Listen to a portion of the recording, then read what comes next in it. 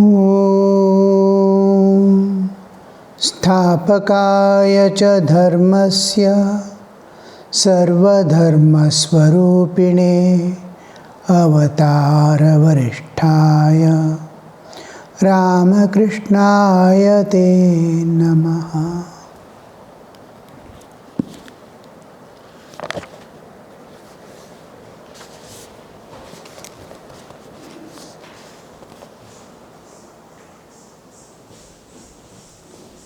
The jiva first remains in a state of ignorance. On meditation, Sri Ramakrishna is continuing. The jiva at first remains in a state of ignorance. He is not conscious of God, but of the multiplicity. He sees many things around. On attaining knowledge, he becomes conscious of that God dwells in all beings. Suppose a man has a thorn in the sole of his foot. He gets another thorn and takes out the first one. In other words, he removes the thorn of ajnana or ignorance by means of the thorn jnana, knowledge. But on attaining vijnana, he discards both the thorns, knowledge and ignorance. Then he talks intimately with God day and night. It is no mere vision of God. How clearly Sri Ramakrishna is mentioning. First, a man sees multiplicity. What we are all seeing, all human beings, and all beings, other beings also, all other species, they are seeing a multiple universe, a world of multiplicity, multifarious universe. Morning getting up, till we leave our eyes open, come to the waking state, we are totally separate from this bodily existence. No world is there, no family is there, no relatives are there.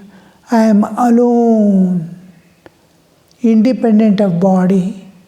World also is not visible. And as we are just waking up, awareness of the external world is coming. Awareness of bodily existence is coming. Immediately I say, I am this body. So much of pain in the joints, so much of tension in the mind. When a person sleeps, nothing is there. No pain, physical body. Pain is not perceived. It doesn't even know. Doesn't know the body, existence of body, nor the pain and pleasures of the body. He is in dream world. When he separates from mind also, even dream world ends. He is himself. How that identity breaks, you see. And again waking up, from where that wrong identification with the body as myself again comes. So this, the moment he wakes up, he sees in his friend, just because of identification with this body, which pertains to this waking state world, he sees a world of multiplicity. So many objects, so many things, trees and plants, each tree is different. So many things around. Animals, birds, stones, houses, sky, all this. People, varieties of people. With each he has kept one relationship and something to give and receive from them. This world of duality, not only in the physical sense of perception, but experience also. Now he is experiencing joys and sorrows. Now he is experiencing pain and pleasure. He likes something, he doesn't like something. Likes and dislikes comes into picture. Clinging to certain objects continues. How that multiplicity means there is sukha, dukkha, labha, hani, pain and pleasure is there, gain and losses, insults and praises. All these dualities he is experiencing. Not only seeing, but experiencing them. The moment a friend comes near, how his mood and feelings change. An enemy he sees even from afar off, how his feelings and understanding change, you see. So in this multiplicity, he is spending the whole day. Likes and dislikes, raga, dvesha, attachments and aversions. In this, wake up, spend the time in that, again sleep, separate nature. At least once a day, for some time, be away from this falsehood of identification with the body and seeing a world which is not there. So she separates. Look at yourself. You are entirely different from the bodily existence and this world. Nothing of you is there which belongs to you. Again and again, every day.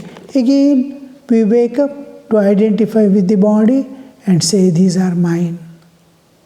I, mine, and for me continues. So this ignorance, how does it break? Sri Ramakrishna. Suppose a man, Jiva remain first in a state of ignorance when he sees multiplicity. He sees many things around. On attaining knowledge, he becomes conscious of that God. On attaining knowledge, he becomes conscious of that God dwells in all beings. That God dwells in all beings. He becomes God dwells in all beings. Understanding level. Understanding, if the understanding is clear, if understanding is definite. Now we read newspapers or hear news. How much, just information that comes, I have never seen. But how much of trust and clarity we argue with other people reading a newspaper, this has happened like this. May not be it is true at all. But how we, just because it is a certified truth, we take it for granted. Like that, when small experiences make us understand certain things, and we hear also from definite sources. Now, for example, everything is a passing event. I start experiencing something happens, some means severe that gives me pain. My child is going in the street, someone beats him and runs away. Now, I'm involved in it. I feel hurt. I want to search for that person and all. And nothing can be traced out. A few days pass, 2-3 days. It is already forgotten. Each incident that comes in life immediately disappears. Its memory and what to do about it continues in the mind alone. Everything happens in a momentary, everything is a kshanabhangura and is passing away. This experience of, everything is a passing event. Nothing to hold, nothing to catch, nothing to chase. We understand. Because it's gone over. Our childhood is gone forever. never to come back again in our life. These things will be experiencing, and when specifically it is told by scriptures or the enlightened persons or people of wise people, they say, oh, something happens, they call and tell, oh, don't worry, these things will happen, and it happens and passes away, don't worry. We understand.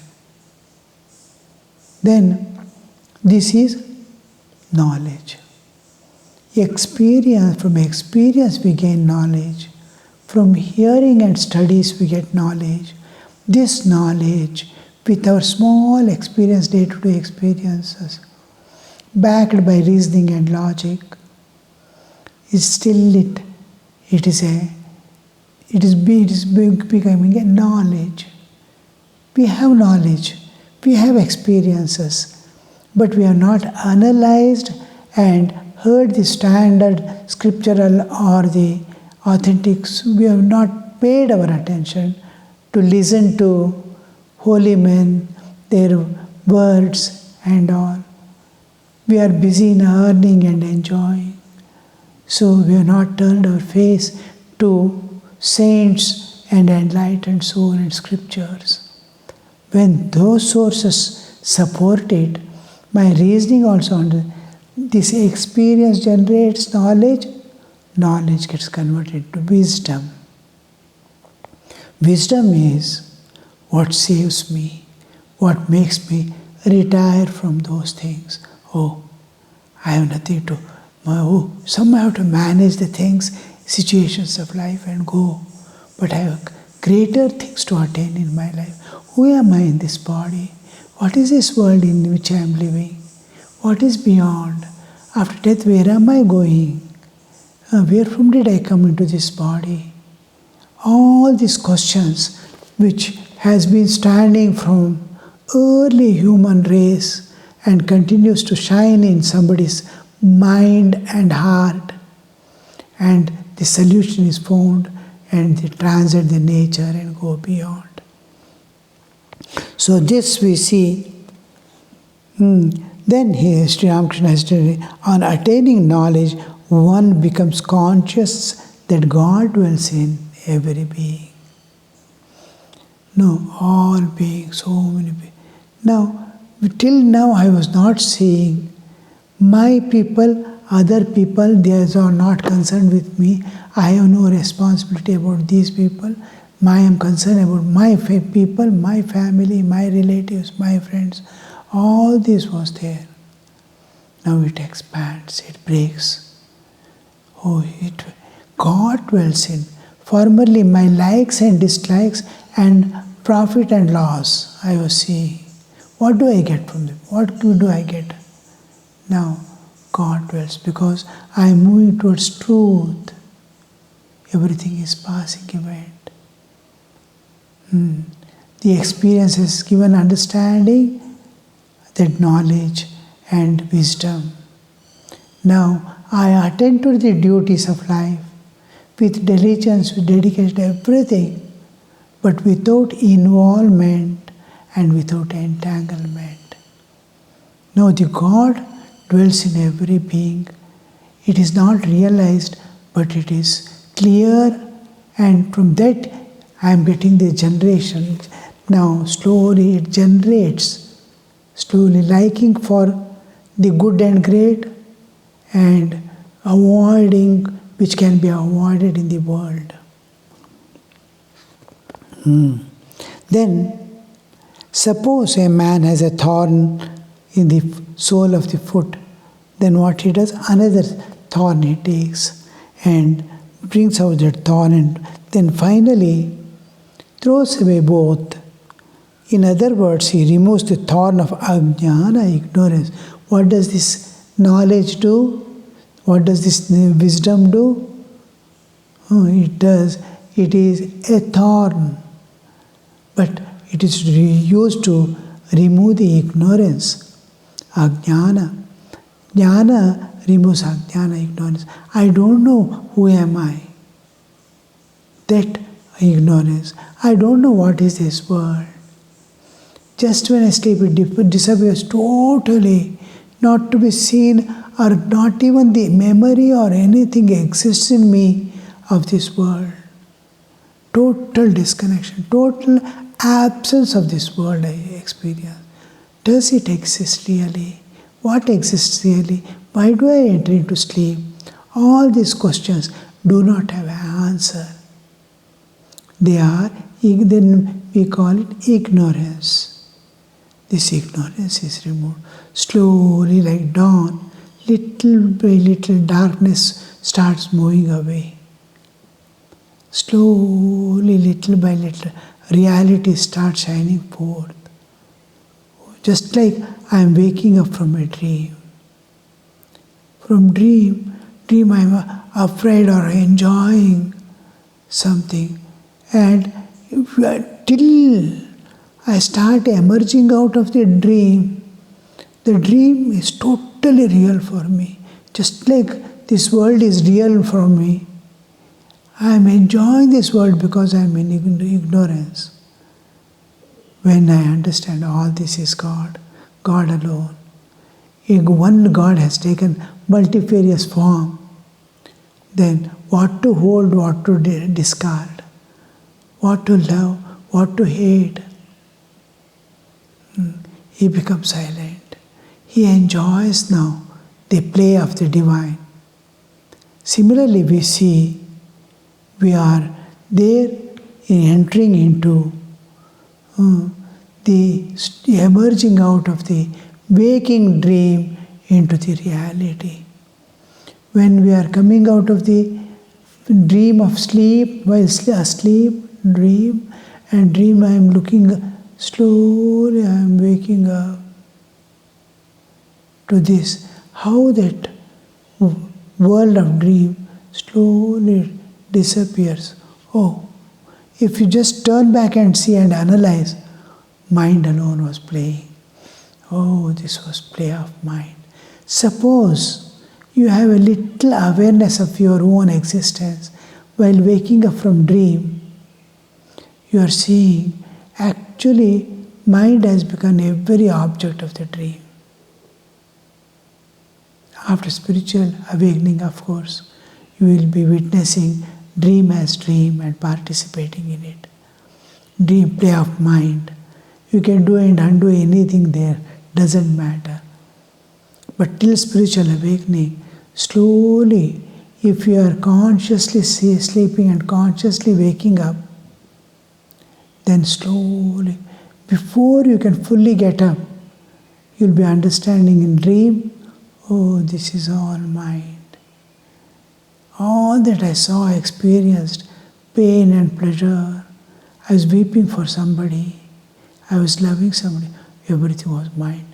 Person whom I loved was mind, love was mind, I was mind, a story was going on. My experiences of joys and sorrows were again mind. One mind has become a story and a practical, actual happening as if. Look at the power of that mind to project a world which is not there at all. This is called Maya. Maya is what we cannot understand, but has the power with which what is not there is shown. Agatana gatana patiyasi. It projects a thing which is not there, and which is there, it can conceal. Just like the Maya is just like what is there is concealed, and its place another thing is shown. Waking state is real compared to a dream. This waking state is concealed, and in that place one dream world is projected. When you wake up from this dream, you will see the other part. The reality is shining forth, and the dream of this world is disappearing.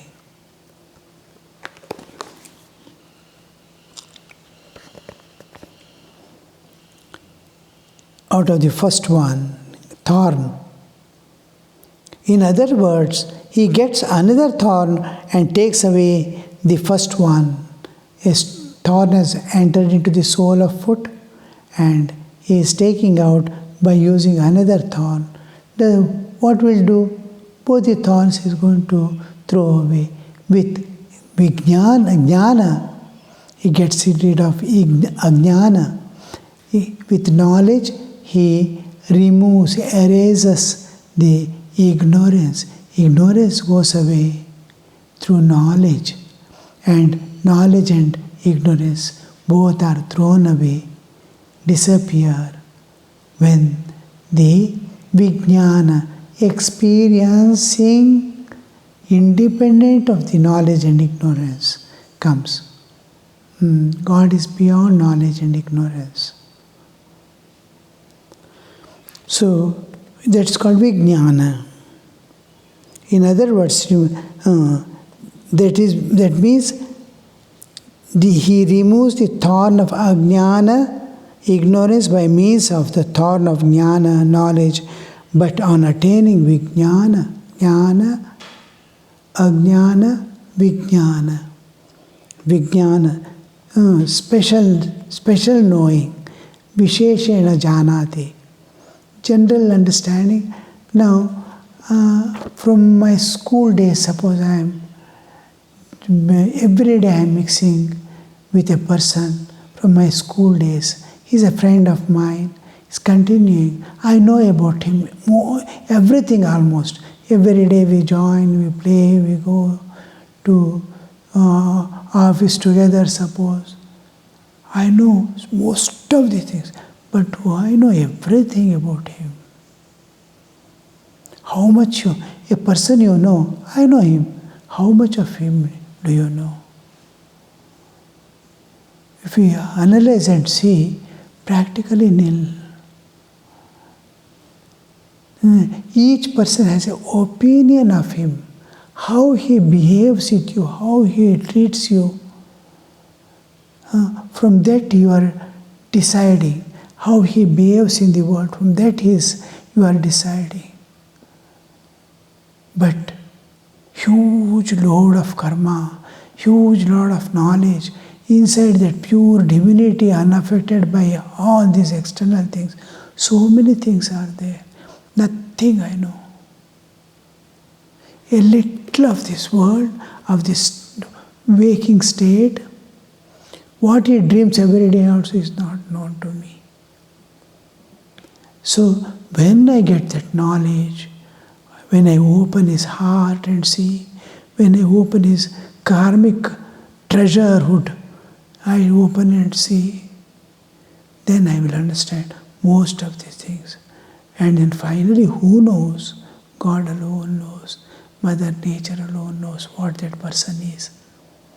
Now, to that extent of knowing a person intimately, as if I have become that person, to that extent it is called vijnana. I know jnana is there. I can identify, I can do this, that, and I can write his history, life history. Everything is all it. That is only jnana. Vijnana is to intimately know as if I am that person.